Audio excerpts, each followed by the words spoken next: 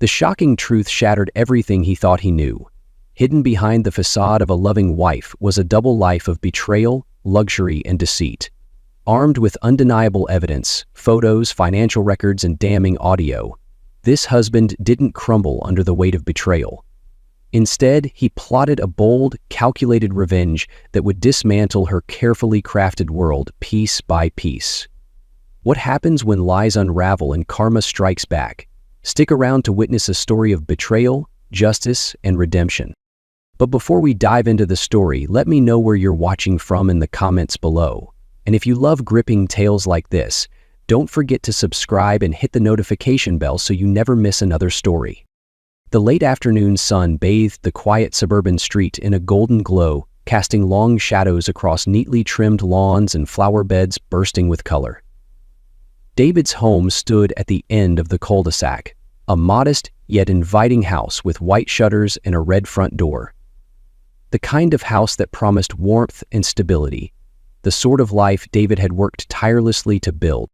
Balancing a bouquet of sunflowers and roses in one hand, David unlocked the door, a faint smile tugging at his lips. The flowers were Rachel's favorite, a small token of love to brighten her day. He'd left work early to surprise her, imagining the smile that would light up her face when he walked through the door. A flicker of excitement ran through him as he stepped inside, closing the door softly behind him. The house was unusually still, the silence striking in a way he couldn't quite place. Normally, the faint hum of the television or the sound of Rachel bustling in the kitchen filled the air. But now, there was only the faint ticking of the clock in the hallway. The bouquet rustled faintly as David adjusted his grip, his smile faltering. He moved deeper into the house, his footsteps almost soundless on the polished hardwood floor. The scent of lavender lingered in the air, Rachel's favorite candle still faintly burning somewhere. The tranquility, once comforting, now felt heavy, pressing down on him. A muffled voice drifted from the living room, a voice he recognized all too well, Rachel's. David paused, his heart skipping a beat. The tone of her voice, low, intimate, sent a shiver through him, a warning bell that echoed louder with every step. He took a steadying breath, the bouquet trembling slightly in his hand. Something was wrong, though he couldn't yet say what. All he knew was that the warmth of the afternoon had turned cold, and the house no longer felt like home. David stood frozen for a moment, his senses sharpening as if his body instinctively knew something was wrong. The house, usually a comforting haven, felt alien. The faint creak of the front door closing seemed louder than it should have been, the sound hanging in the unnaturally silent air. The golden light from the windows no longer felt warm, but stark, highlighting the stillness of the furniture and the empty hallway stretching before him. His heart, which had been brimming with anticipation moments ago, began to beat faster, not with excitement, but with a growing unease. He stepped forward cautiously, his shoes barely making a sound on the hardwood floor. Each step felt heavier than the last, as if the air itself resisted his movement. The faint scent of Rachel's favorite vanilla candle lingered in the air, but instead of its usual comfort, it felt cloying, out of place in the suffocating silence. His ears strained against the quiet, and then he heard it. A low, muffled voice coming from the living room. David's breath hitched.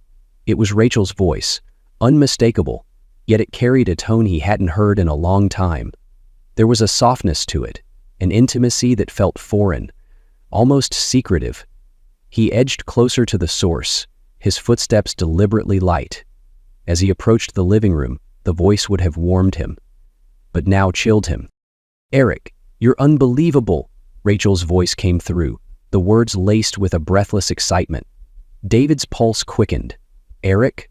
The name struck him like a bolt, unfamiliar yet immediately threatening. He pressed himself against the wall, his hand gripping the bouquet tightly, the crinkling paper a faint echo of his unraveling composure. From his hidden vantage point, he peeked around the corner. Rachel was on the couch, her back to him. She wore her noise-canceling headphones, completely absorbed in a video call. Her laptop rested on the coffee table, the bluish glow from the screen illuminating her relaxed, smiling face. It was a smile David hadn't seen in months, maybe years, a genuine, carefree expression reserved for someone else. and the way you let me. I can't stop thinking about it," she continued, her voice dropping to a low murmur. David's breath caught. The bouquet slipped from his trembling hands and landed on the floor with a dull thud, but Rachel didn't notice. She was too engrossed, leaning forward slightly, her fingers playing with a loose strand of her hair. A gesture so natural, yet so revealing. David felt the walls close in, his chest tightened, the air suddenly too thick to breathe. Every fiber of his being wanted to step into the room, to demand answers, to force her to explain, but he didn't. His instincts told him this wasn't the moment. Without making a sound, he backed away, each step feeling like a betrayal of himself, a retreat from the life he thought he knew. As he slipped out the front door, the last sound he heard was Rachel's laughter. Soft, intimate, and, oblivious to the storm brewing just outside, the bouquet hit the floor with a muted thud, a sound swallowed by the heavy silence of the house. The sunflowers and roses, once vibrant symbols of David's love and hope, lay scattered, petals crushed under the weight of his trembling hand. He stared at them for a moment, his mind unable to process the contrast between their bright colors and the sudden darkness that seemed to engulf him. David's breath caught, shallow and uneven, as if his lungs had forgotten how to draw air. His gaze remained fixed on Rachel, sitting comfortably on the couch, her laughter soft and intimate, piercing him like a dagger. She was so at ease, so lost in her conversation with Eric, a name that now burned itself into David's mind. His vision blurred for a moment, not from tears, but from the sheer force of the emotions crashing over him. Shock, confusion, and a gnawing ache in his chest. His body betrayed him, refusing to move. He stood frozen in the doorway, his shoulders stiff, his hands hanging limply by his sides. He wanted to burst into the room, to demand an explanation, to shatter the serene bubble she had wrapped herself in. But he couldn't. His feet felt anchored to the ground, as if the truth he had just heard had rooted him there, forcing him to absorb its full weight. Then came the sharp sting of reality. Her words echoed in his mind. "Eric, you're unbelievable. I can't stop thinking about it." Each syllable was like a shard of glass cutting deeper into his already fragile heart. The laugh she shared, the tone she used. It wasn't just a casual slip. It was a declaration, a window into a world he hadn't been a part of. It was betrayal. His fingers twitched, his nails digging into his palms, grounding him in the moment. He glanced down at the bouquet, now crumpled and lifeless, and something inside him snapped. It wasn't anger, not yet, but a profound sense of loss, as if the flowers represented the fragility of everything he had once believed about their life together. David took a step back, the sound of his heel on the floor almost deafening in the oppressive quiet. The motion seemed to unlock his body, and he turned, moving toward the door with slow, deliberate steps. Each one felt heavier than the last, the weight of what he had just witnessed pressing down on him like a physical burden. His mind raced, replaying the scene, the tone of her voice, the way she smiled. A smile that was no longer his.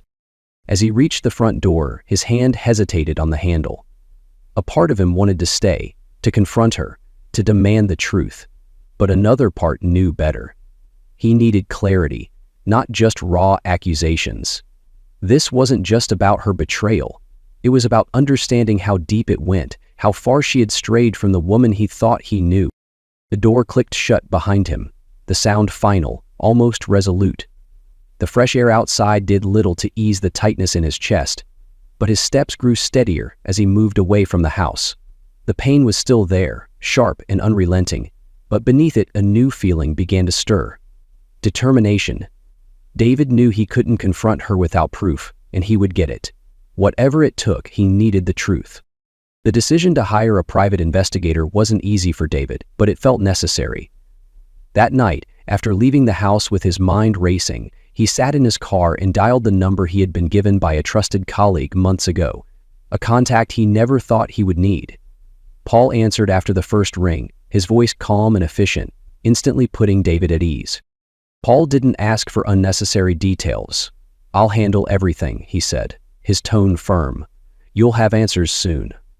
It was the kind of assurance David needed, even if the words carried the weight of impending truths he wasn't sure he was ready to face. But the fact made it tough to sleep. Over the next few days, Paul worked quickly. He shadowed Rachel as she left for errands or lunch appointments, snapping photos from a discreet distance. His methods were meticulous: long-range cameras, subtle positioning, even occasional recordings of conversations that she thought were private. David received updates daily: crisp photos of Rachel stepping into sleek cars, entering unfamiliar buildings, and always smiling in a way that felt alien to the woman he thought he knew. Each.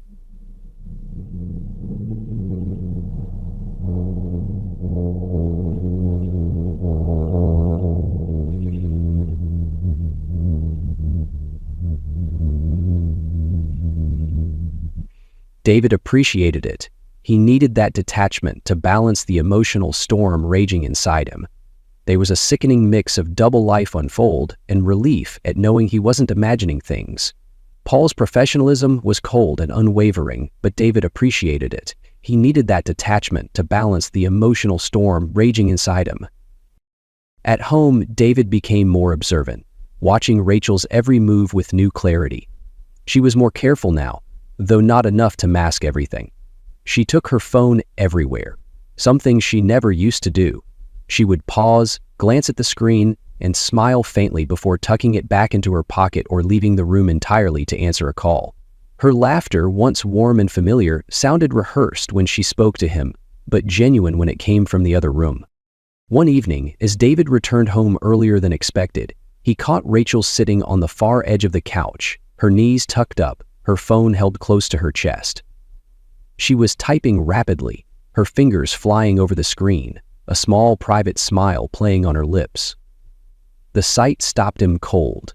She didn't notice him standing there, lost in whatever conversation she was having. When she finally looked up, startled, she fumbled to lock her screen, her face a fleeting mix of guilt and irritation. "Everything okay?" David asked, his voice steady but probing. Rachel nodded quickly, her smile now forced. "Just catching up with a friend," she replied, her tone light but her eyes avoided his. David didn't press further. Instead, he walked past her, his chest tightening with every step. The cracks in her facade were growing, and while they hurt to see, they also fueled his resolve. He needed proof, complete, undeniable proof. And Paul was delivering it piece by piece. As the days passed, David's world became a quiet storm of waiting, watching, and steeling himself for what was to come. Each new discovery pushed him closer to the truth, but it also pushed him further from the life he had once thought was real. When Paul handed David the envelope, his face was unreadable. "You'll want to sit down for this," he said, his voice firm but laced with caution. David hesitated before taking the thick folder, his fingers brushing against its edge as if touching the truth might burn him. The air in Paul's office felt heavier than usual, the faint scent of coffee doing little to soften the tension. Inside the envelope, the first photo struck him like a blow to the chest. It showed Rachel stepping out of a sleek black car, her figure wrapped in a form-fitting dress that seemed out of place from her usual wardrobe. Beside her was a man with sharp features, his hand casually resting on her lower back, as if it belonged there. The penthouse loomed behind them, its glass facade reflecting the city lights. A symbol of indulgence, luxury, and secrecy. David's stomach churned. He had never seen her look so carefree, so confident, in recent years. Not with him. Flipping through the photos, the narrative unfolded with ruthless clarity. Rachel wasn't alone in her betrayal. Another man appeared in the images, his face unfamiliar, but his presence unmistakably intimate. The three of them, Rachel, Eric, and this stranger, were captured laughing, drinking, and entering the penthouse as if it were their private sanctuary. The blinds in one image, partially open, revealed fragments of their world: a lavish living room, scattered wine glasses, and a faint silhouette of Rachel leaning close to Eric. The financial documents Paul had uncovered told another story, one even more damning. David scanned the printouts, his eyes locking onto transactions that drained their joint account. Payments labeled Holdings stood out, thousands of dollars funneled toward a shadowy account tied to Eric's name. Luxury hotels, private jet charters, and high-end restaurants dotted the ledger like a map of betrayal. He wanted to worm what this was, but wasn't afraid of what he saw. One entry froze his hand, a $115,000 payment to an exclusive travel agency earmarked for a retreat in the Maldives. The further David read, the deeper the knife twisted. There were subscriptions to elite lingerie brands and a private platform catering to unconventional lifestyles, as Paul had tactfully put it. His jaw clenched as he stared at the receipt for an adult-themed experience, a world he had never been a part of, yet one Rachel had seemingly embraced. But it was the video evidence that shattered him completely. At home, David locked himself in his office, his hand trembling as he inserted the drive into his laptop. The screen flickered to life, revealing a dimly lit room bathed in soft golden light. Rachel was there, dressed in a sleek red gown, holding a glass of champagne. Her laugh rang out, carefree and uninhibited, as she leaned toward Eric. The man beside her poured more wine, grinning as if they shared a private joke. Then came the part that turned David's stomach. Rachel, holding a champagne glass, toasted to Eric, her words chilling, to new adventures, and someone who finally understands what life is about. The scene grew more intimate, their movements closer, their laughter quieter, heavier with implications. A third man, holding the camera, occasionally spoke, his voice casual, directing them like a scene from some twisted play. David slammed the laptop shut, his chest heaving.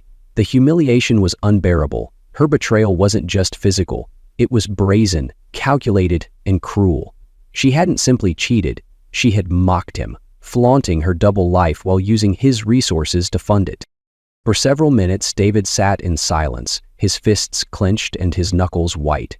The images and voices replayed in his mind, each one another nail in the coffin of their marriage. But amid the storm of anger and pain, a new feeling began to emerge.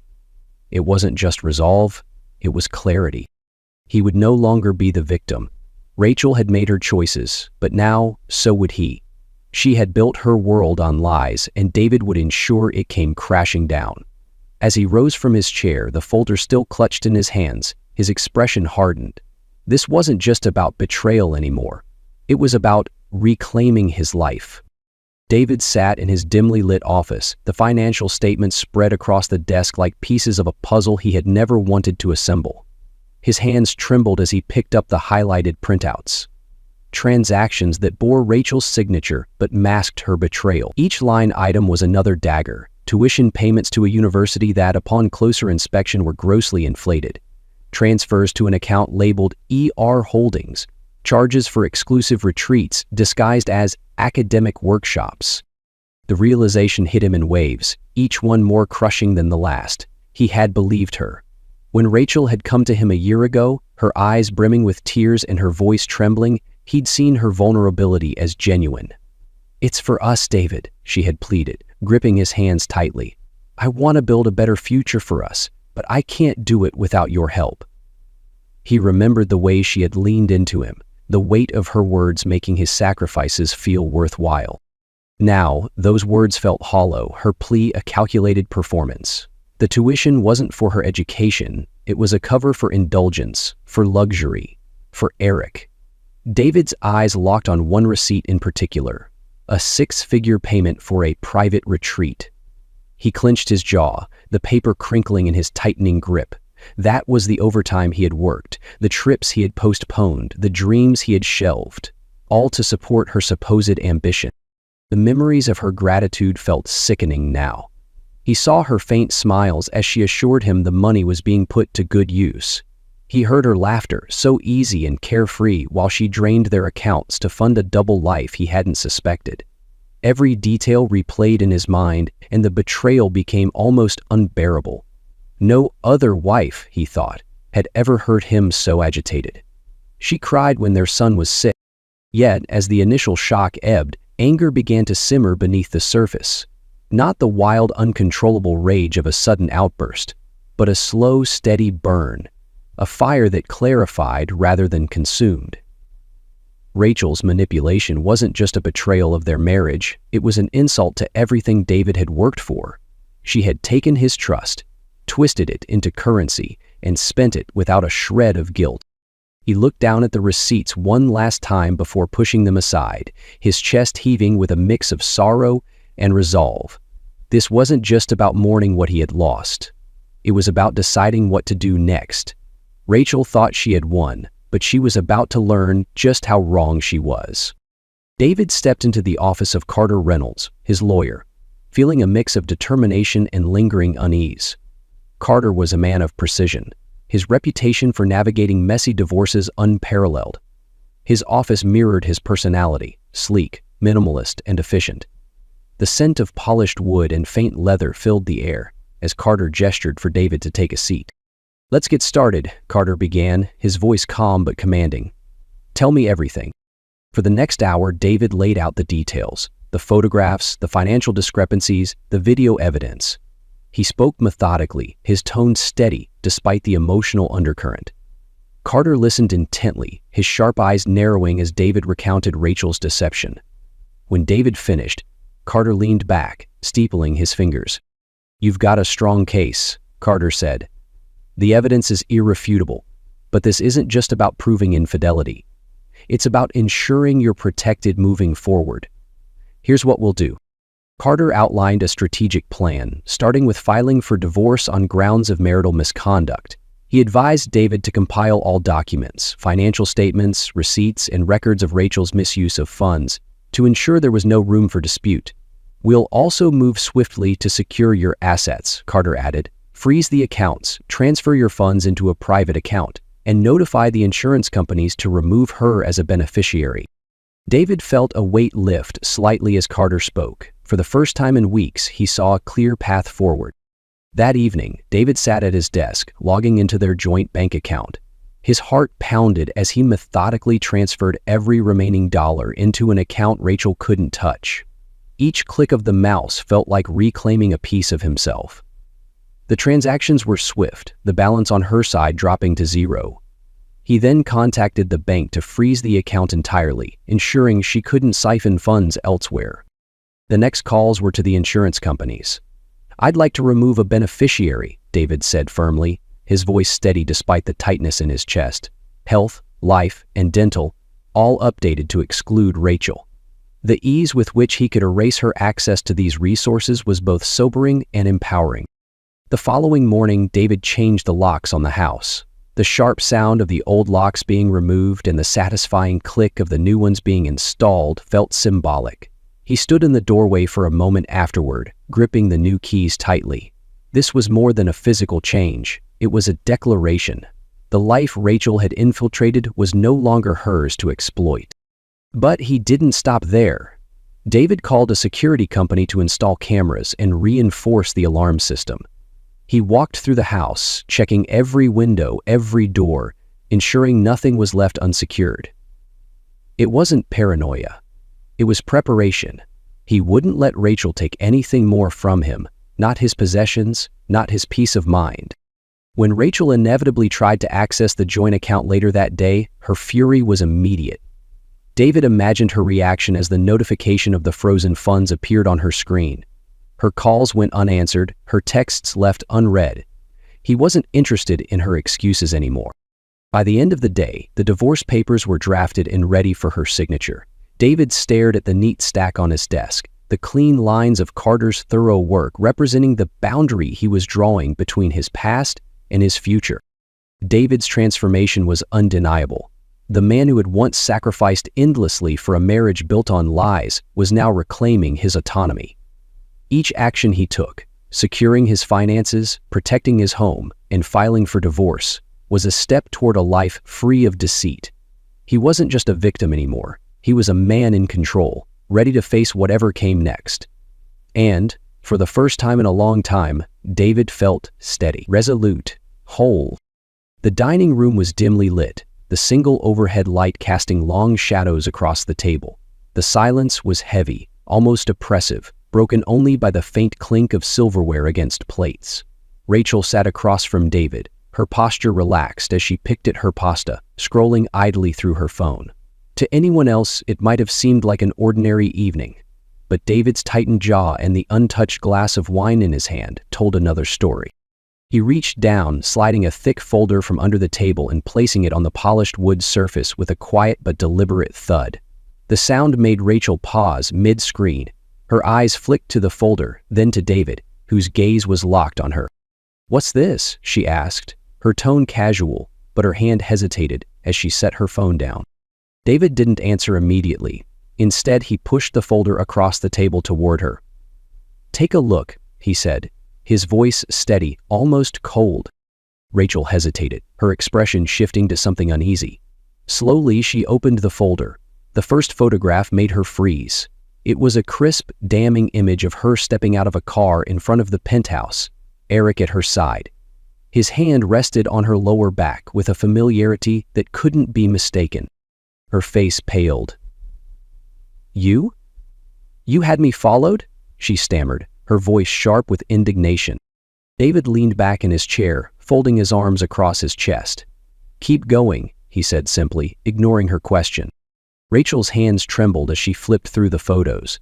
Each one was worse than the last. Laughing with Eric, toasting with champagne, entering the penthouse arm in arm with another man. Her jaw tightened as her eyes darted from the photos to David, who sat silently, watching her with an expression of grim resolve. "I can explain," she started, but David cut her off with a sharp gesture. "No more lies, Rachel. Keep looking." Her expression turned defensive, but she obeyed, flipping past the photos to find detailed financial records. Her eyes widened as she scanned the highlighted transactions, payments to Eric's account, luxury hotels, and the retreat in the Maldives. The final receipt, a six-figure payment, made her visibly flinch. "You've been spying on me," she hissed, slamming the folder shut. "That's pathetic, David." David leaned forward now, his voice calm but cutting. "What's pathetic, Rachel, is how far you went to hide all of this, using our money I earned, to fund your double life, lying to me about going back to school while you drained our accounts for luxury trips and whatever this is." "Everything." Her composure cracked for a moment, but she quickly masked it with anger. "Maybe if you weren't so boring, I wouldn't have needed excitement elsewhere," she snapped, her voice venomous. "You've been predictable, suffocating. Eric, he understands me. He makes me feel alive." David's hands tightened into fists, but his voice remained steady. "Alive?" he repeated. "You mean reckless, selfish, and shameless? That's all I see in these photos. You didn't just betray me. You turned our life into a joke." Rachel's face twisted in fury, but David didn't give her a chance to respond. He stood, picking up the folder. "I thought you deserved to see the truth, Rachel. But now, I'm done." Without another word, he walked away, leaving her sitting there, pale and stunned, the weight of her actions finally crashing down on her. The silence returned, but this time, it was no longer David's burden to bear. Rachel's chair scraped loudly against the floor as she pushed it back, her face flushed with anger. She slammed the folder shut, sending a few stray papers sliding across the table. "How dare you?" she spat, her voice rising. "You went behind my back like some kind of stalker? What gives you the right to dig into my life like this?" David stayed seated, his gaze steady, his expression unyielding. "What gives me the right?" he said, his tone calm but cutting. "You mean the life I built for us, the money I earned, the trust you destroyed, that gives me every right?" Rachel's voice grew louder, almost desperate, as if she could shout her way out of the truth. "Don't act like a victim, David. I had to do this. You were boring, predictable. Nothing I did was ever enough for you, Eric. Eric made me feel alive, something you couldn't do." David's hands rested on the table, his fingers curled lightly into the wood's surface, but his voice didn't waver.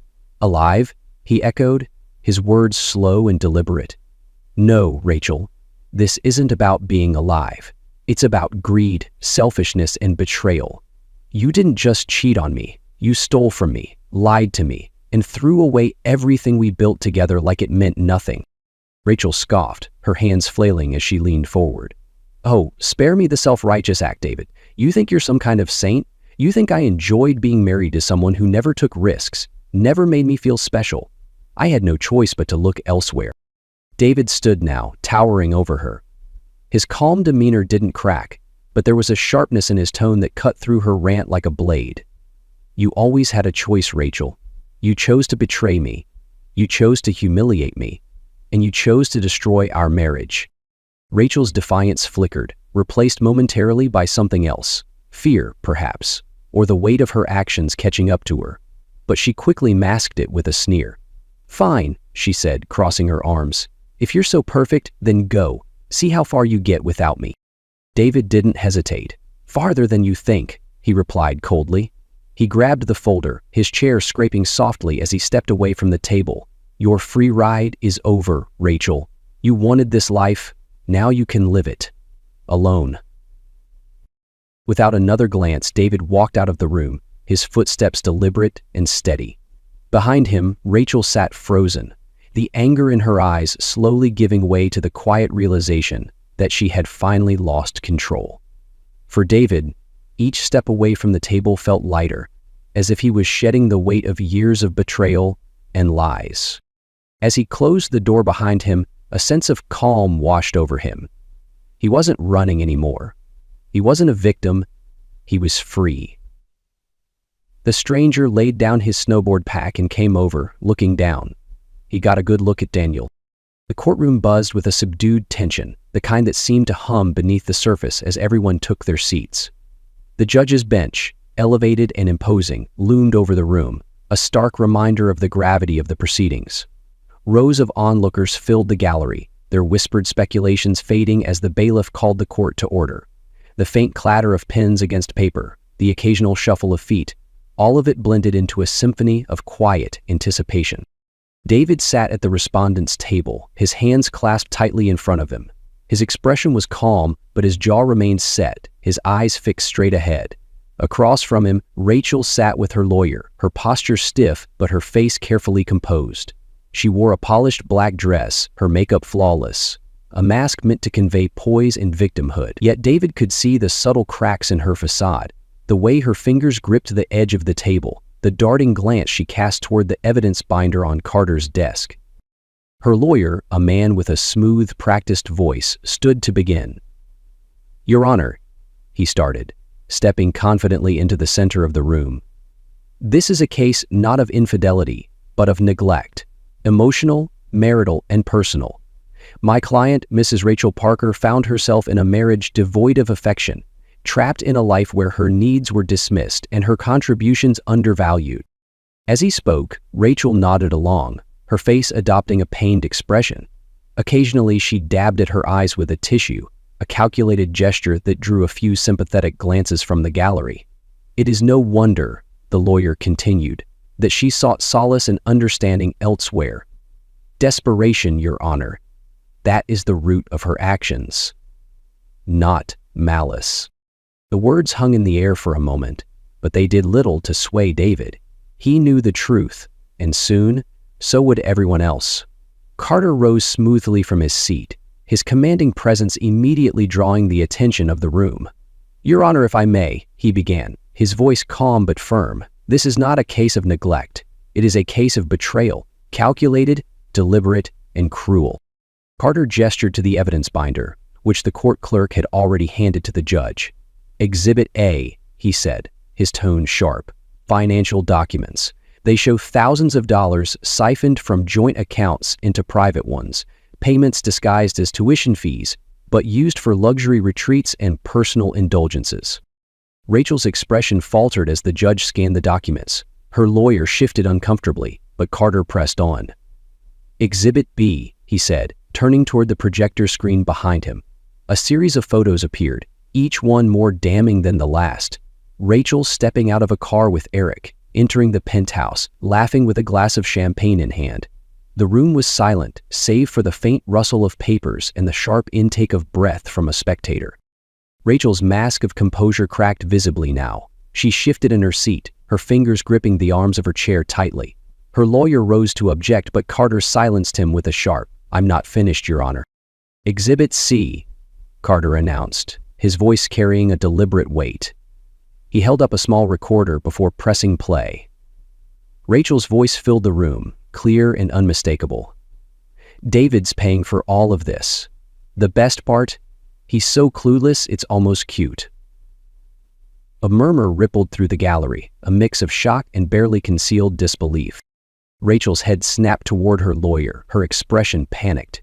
She opened her mouth to speak, but no words came out.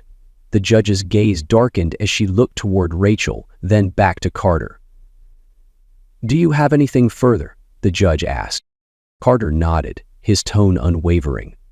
"Only the conclusion, Your Honor. The evidence before you demonstrates not just infidelity, but a betrayal of trust so profound that it undermines the very foundation of marriage.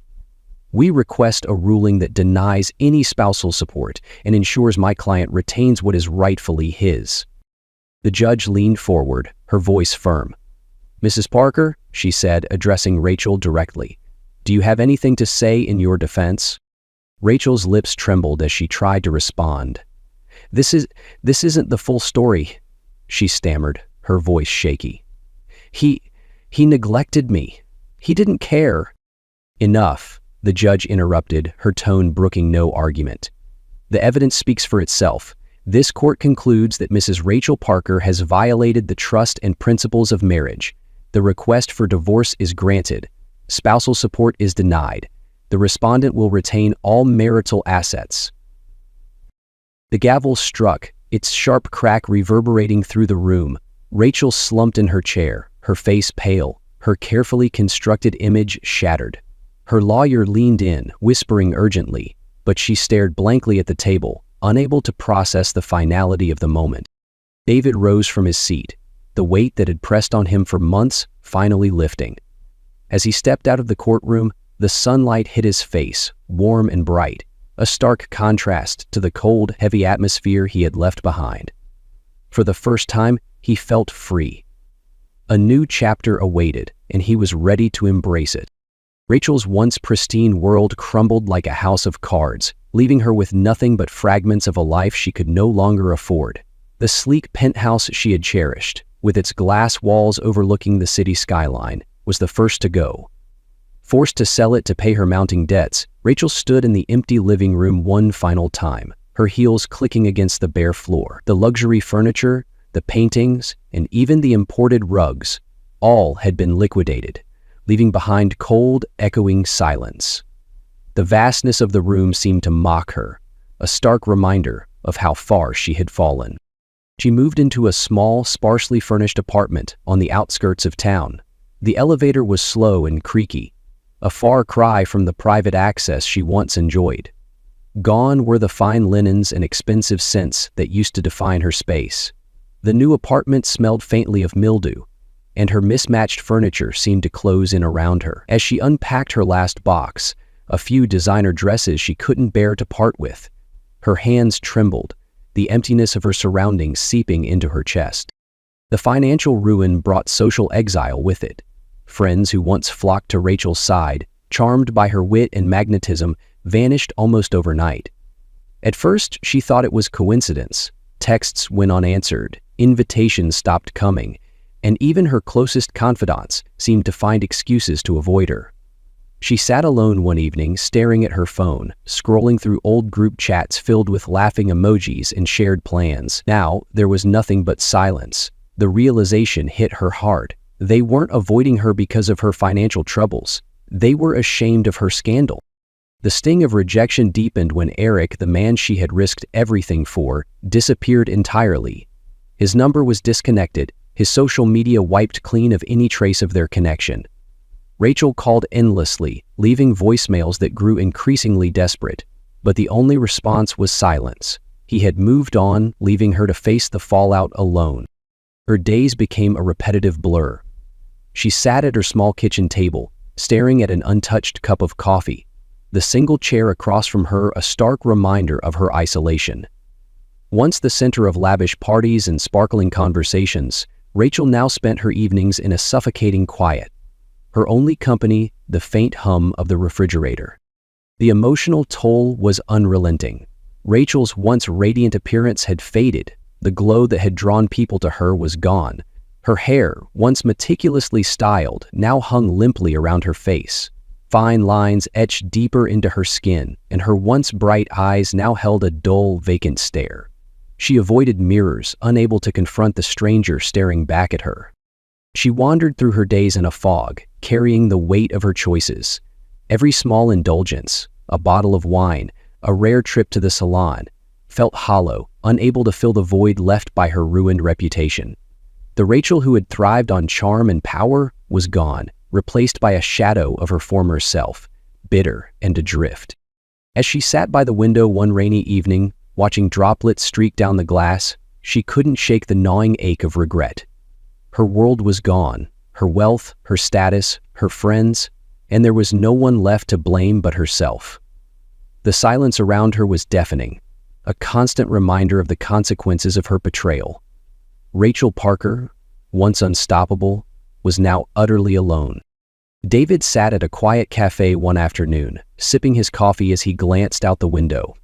Across the street, Rachel emerged from a rundown building, a bag slung over her shoulder, her posture slouched in a way he'd never seen before.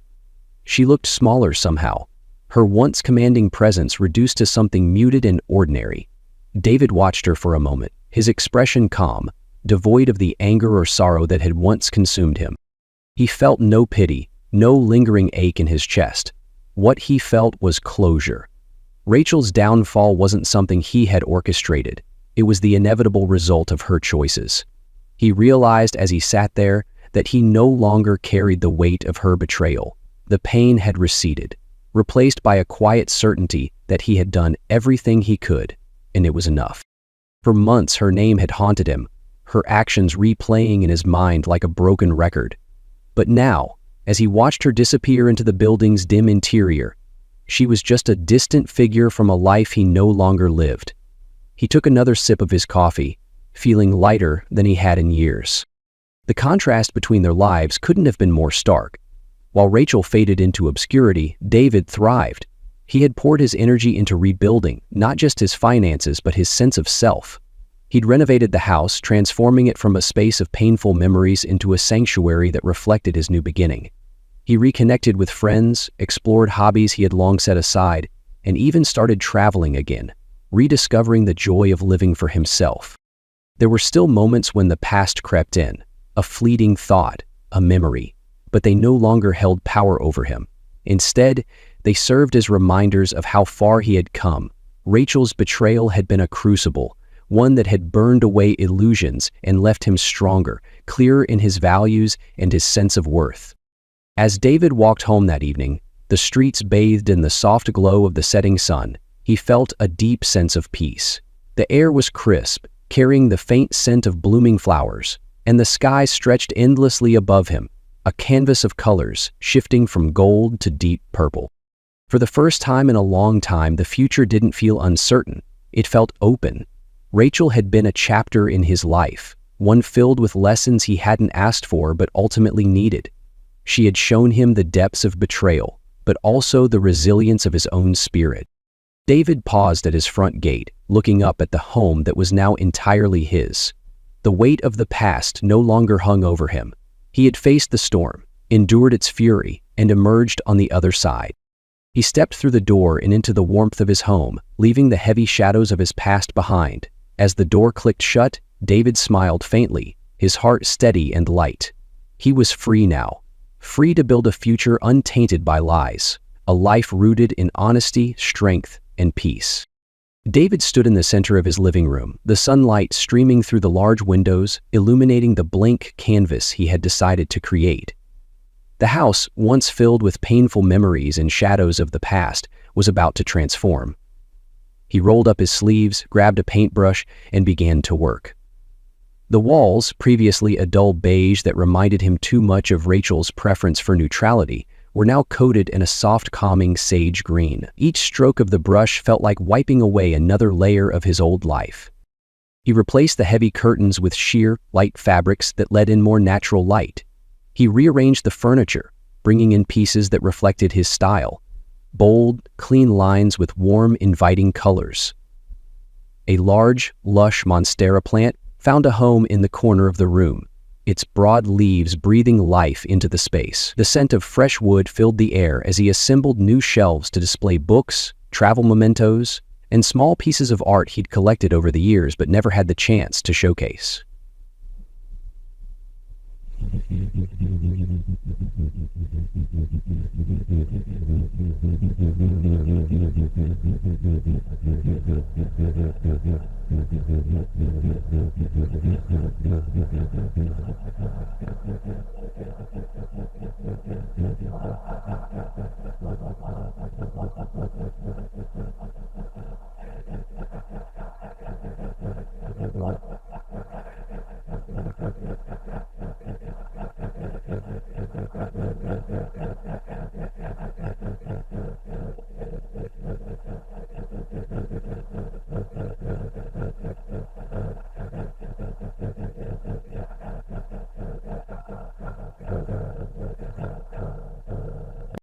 The house was no longer a place of regret.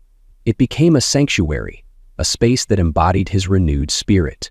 He even transformed the backyard, planting flowers and herbs, turning it into a peaceful retreat where he could sit with a cup of coffee in the mornings and plan his day.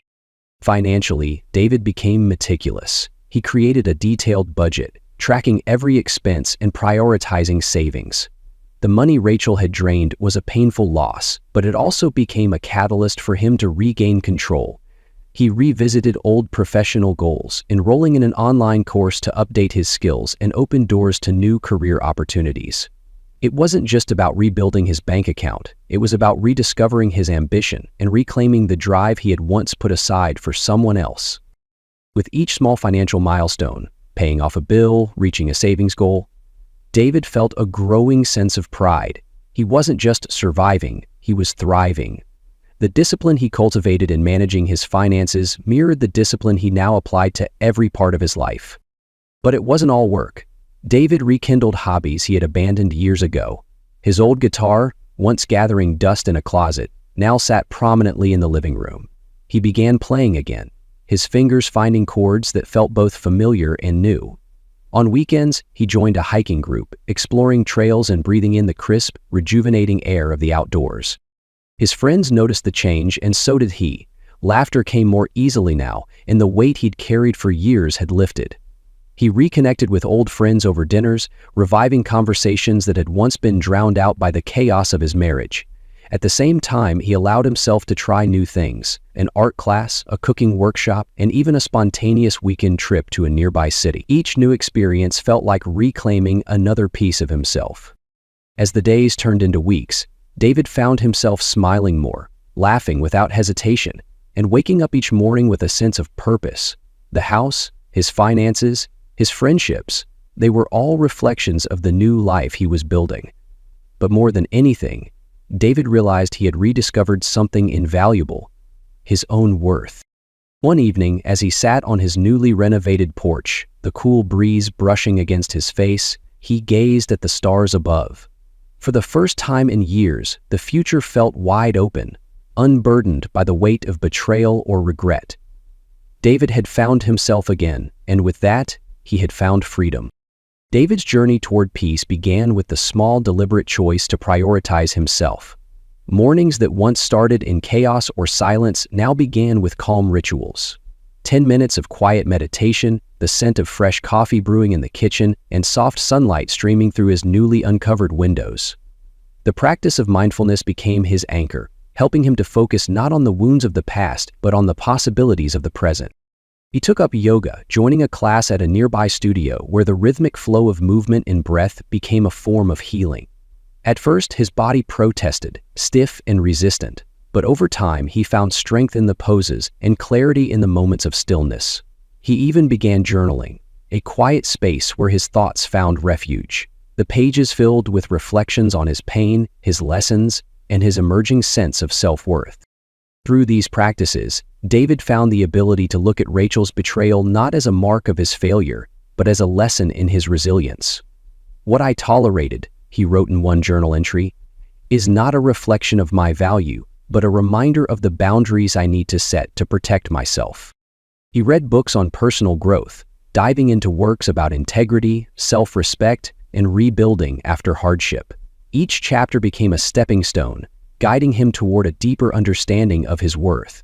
David realized that his self-esteem was not tied to someone else's approval, but rooted in his own values and actions. Slowly but surely, the sting of betrayal transformed into a quiet resolve to live authentically, with honesty and self-respect as his guiding principles. Seeking further clarity, David planned a solo trip to the mountains. For years, traveling had been about compromise, about following Rachel's preferences and sacrificing his own. Now, for the first time, the journey was entirely his. He packed light, leaving behind the trappings of his old life, and set out for a week of solitude in nature. The crisp mountain air and the vast expanse of wilderness were humbling. Each step on the hiking trails, each sunrise viewed from a cliff's edge, reaffirmed his independence. He felt small, yet significant, a part of something much larger than his personal struggles. By the end of the trip, he returned home not just refreshed, but transformed, more certain of the man he was becoming. David's reflections on his journey were profound. In the quiet of his evenings, he often sat on his porch, pen in hand, writing down the milestones he had achieved. The house, once a prison of memories, was now his sanctuary. His finances, once shattered, were now on firm footing. His relationships, both with friends and himself, were stronger than ever. While working as a carpenter, looking back, he realized that the pain of betrayal had been the spark that lit the fire of his transformation. "I survived," he wrote in his journal one evening. "Not just that, I thrived, and I did it on my own terms." As he set goals for his future, learning a new language, traveling to places he had always dreamed of, starting a side business, David felt a quiet sense of pride. These ambitions were no longer about proving his worth to anyone else. They were about fulfilling his own dreams. One night, under a sky full of stars, he closed his journal and gazed out into the darkness, feeling both the weight of his past and the freedom of his present. The betrayal that once defined him was now just a chapter in his story, a chapter he had closed with strength and dignity. David took a deep breath, feeling the cool night air fill his lungs. The future stretched before him, bright and boundless, and for the first time in years, he was ready to embrace it fully. The porch was bathed in the soft golden light of sunset, the kind that stretched shadows long and painted everything with a warmth that seemed to embrace the world. David stood at the railing, his hands resting lightly on the smooth wood, the faint scent of fresh grass wafting up from the garden below. The air was still, broken only by the gentle rustle of leaves in the evening breeze and the distant chirping of birds settling in for the night. He breathed deeply, letting the coolness of the air fill his lungs and steady his mind. For the first time in years, the weight on his chest was gone. His shoulders felt lighter, his stance taller, his gaze fixed on the horizon, where the sun dipped low, splashing the sky with streaks of amber and violet. It was a picture of peace, a stark contrast to the chaos that had defined his life not long ago. The house behind him, now vibrant and filled with warmth, reflected the man he had become. The muted greens and soft yellows of the walls, the books neatly lining shelves, and the thriving plants in every corner were all symbols of his new life. A life built not on compromise or deceit, but on truth and purpose. Every detail spoke of transformation, of resilience. David's thoughts drifted to the past, but this time, the memories didn't sting. Rachel's betrayal, once a wound that seemed insurmountable, now felt like a faded scar, visible but no longer painful. He could see it for what it was, a lesson, a catalyst for growth. It had stripped him bare, forced him to confront the parts of himself he had neglected, and given him the strength to rebuild. He smiled faintly, the corners of his mouth lifting, not in triumph, but in quiet satisfaction. He had survived. More than that, he had reclaimed his life, his independence, his dignity, his joy. These were victories no one could take from him. The breeze picked up slightly, carrying with it the faint scent of blooming flowers from the garden he had cultivated. It was a reminder of his journey, each petal a testament to the care and attention he had learned to give, not just to the plants, but to himself. The simple act of tending to the earth had become a metaphor for his own healing. David straightened, his posture strong, his hands leaving the railing as he stood tall. His eyes lifted to the horizon, where the last light of the sun lingered, promising a new dawn. He thought about the goals he had set, the trips he would take, the skills he wanted to master, the life he would live.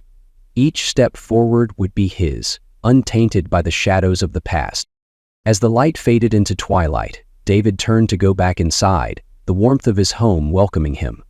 At the door, he paused for a moment, looking out at the darkening sky one last time. The betrayal had been painful, yes, but it had also been necessary. It had forced him to see his worth, to fight for his happiness, and to embrace the man he was meant to be. With a final deep breath, he stepped inside, closing the door softly behind him.